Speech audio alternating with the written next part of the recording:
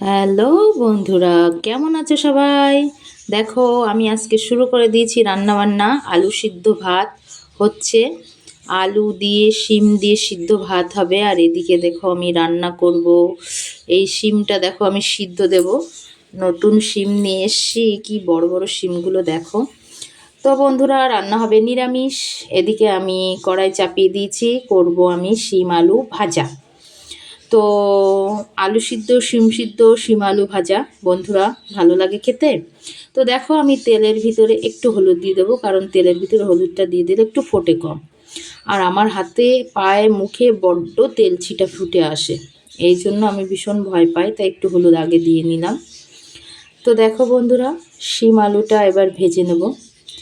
জানো বন্ধুরা, শুধু মাছ মাংস না, ভালোভাবে রান্না করলে নিরামিষটাও খুব সুন্দর লাগে। তোমরা অবশ্যই জানো, আমিও বা বোকার মতো প্রশ্ন করছি কেন।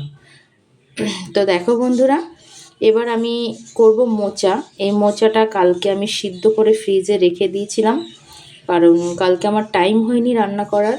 এটা অন্য কিছু রান্না করেছিলাম। তো এই আলুগুলো দিয়ে দেবো মোচার ভিতরে। এদিকে দেখো বন্ধুরা আমার ভাত হয়ে এসেছে, এবার আমি শিমগুলো এর ভিতরে দিয়ে দেব। সবার লাস্টে এই জন্য দেই যাতে অতিরিক্ত গলে না যায়, আর এটা বেশ উপরেই থাকে। তো এরকম বড় বড় শিম খেতে সিদ্ধ খুবই ভালো লাগে। 200 গ্রাম 10 টাকা নিয়েছিল শিম। বড় বড় শিম দেখে আর মানে মনে হলো নিয়ে একটু খাওয়া দরকার, তো নিয়ে আসলাম। আসলে শীতের সবজি ভালোই লাগে বন্ধুরা। তো বন্ধুরা বলো, তোমরা সবাই কেমন আছো, কি করছো? আচ্ছা বন্ধুরা, ধৈর্য হারিয়ে ফেলছো না তো ভিডিও বানাতে বানাতে? দেখো বন্ধুরা, এদিকে কিন্তু আমার শিম আলু ভাজা কমপ্লিট হয়ে গেছে। ফোড়নে আমি সমস্ত কিছু দিয়ে মোচাটা রান্না করব। কি বলো তো বন্ধুরা, ধৈর্য তো আমিও হারিয়ে ফেলি। মাঝে মধ্যে মনে হয় ভিডিও বানানোই ছেড়ে দিই, কিন্তু আবার নিজের মনে জোর নিয়ে আসি।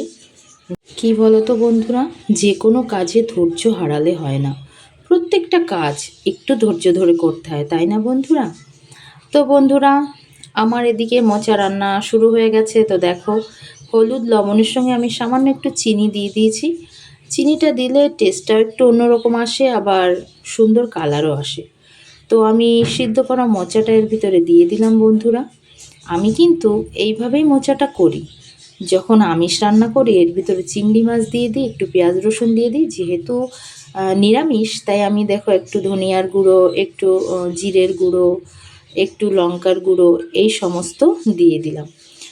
আসলে কি বলো তো বন্ধুরা, মোচাটা তো একটু সবুর নিয়ে রান্না করতে হয়, বেশ একটু টাইম লাগে রান্না করতে। ধীরে ধীরে এটাকে একটু একটু করে মশলা অ্যাড করি আর একটু একটু করে রান্না করি আমি এটা। আর অ্যাটলিস্ট যখন রান্নাটা হয়ে যায় খুব সুন্দর লাগে। তো দেখো বন্ধুরা আমার রান্না কমপ্লিট হয়ে গেছে। একটু গরম মশলা দিয়ে দিয়েছি আর দিয়েছি একটু ঘি। আসলে নিরামিষে একটু ঘি দিলে ভালোই লাগে। দেখো এদিকে কমপ্লিট হয়ে গেছে আলু শিম ভাজা, মোচার ঘন্ট, ওদিকে আলু শিম মাখা। দেখো আমার থালি পুরো কমপ্লিট। চলে এসো বন্ধুরা, তোমরা কে কে খাবে সবার নিমন্ত্রণ রইল। আর একটা কথা বলি বন্ধুরা, একদম ধৈর্য হারাবে না। 2025 সাল সবার জন্য ভালো আসছে। টাটা।